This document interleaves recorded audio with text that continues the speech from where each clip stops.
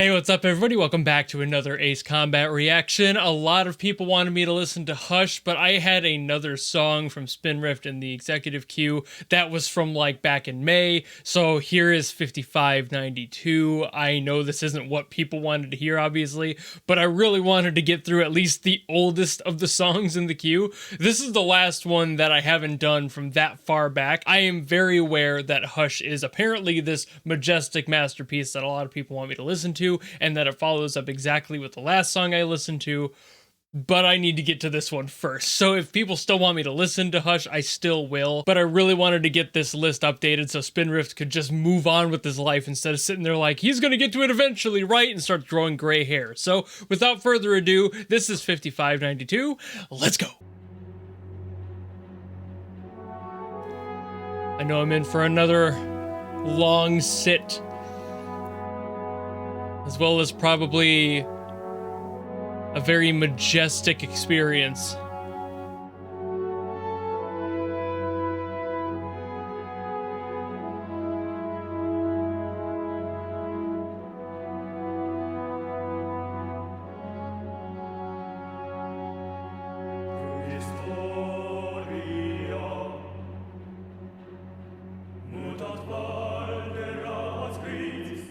Okay, Latin. All right.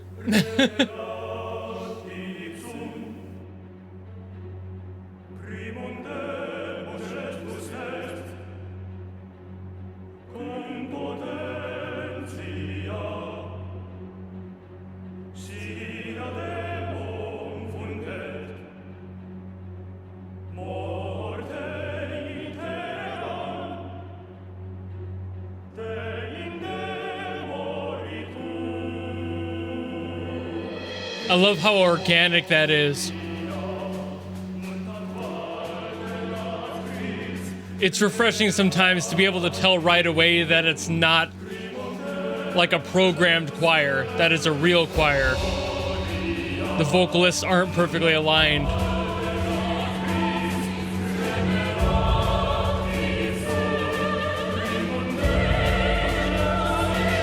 And all the different qualities in their voices too.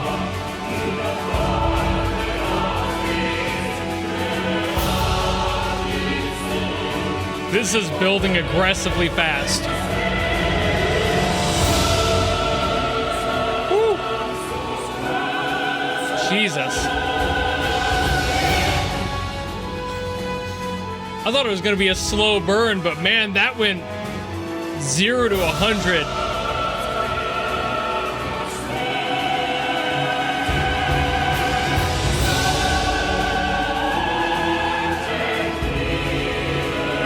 God, how many fortes are written after that? Like 6? That's so loud.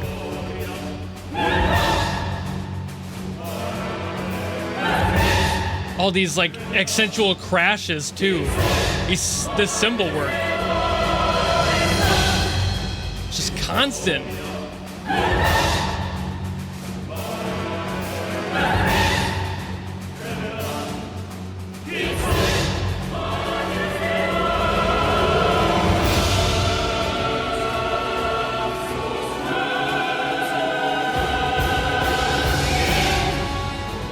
I legitimately don't think I've heard this much cymbal work in a song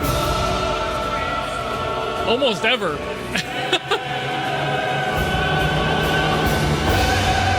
It's just constant. And there's some soft cymbals. Man, these composers love their cymbals.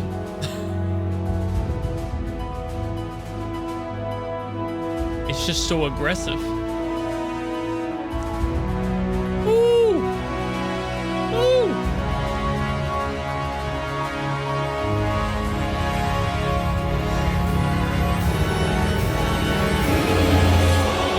Man!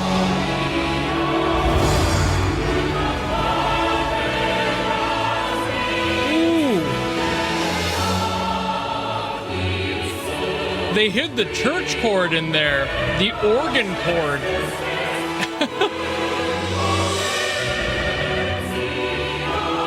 There's so much major in this.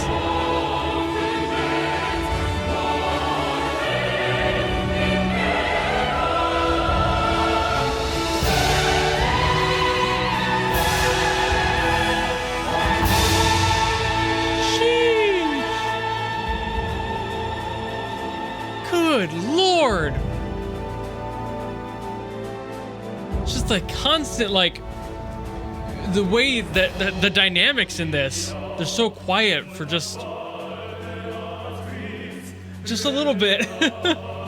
And then they just go so loud. It's so much. The power in there is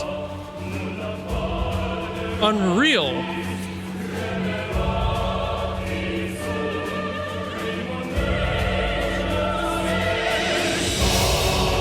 It just comes out of nowhere.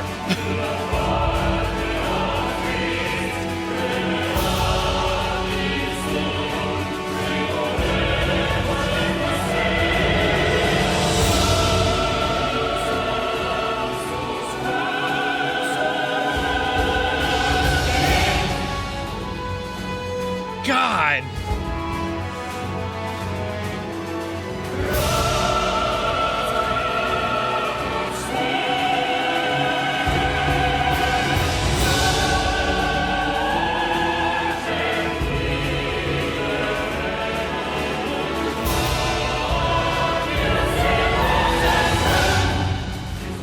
This is like the soundtrack of getting slingshotted at the sun. Full speed.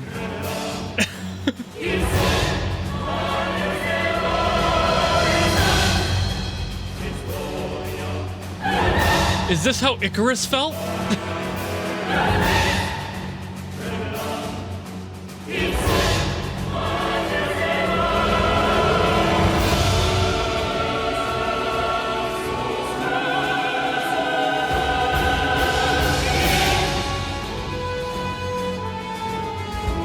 God, the power. I can only imagine how much my chest would be resonating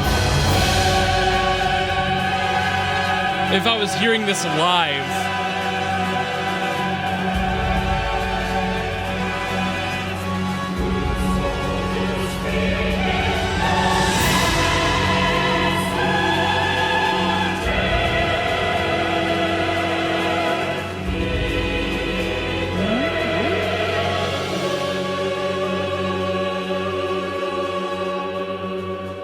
Oh, wait, ain't no way that was 7 minutes. Ain't no way. I thought I had half of that song left. Like, no shit. I thought that I was maybe 4 minutes into that. Maybe.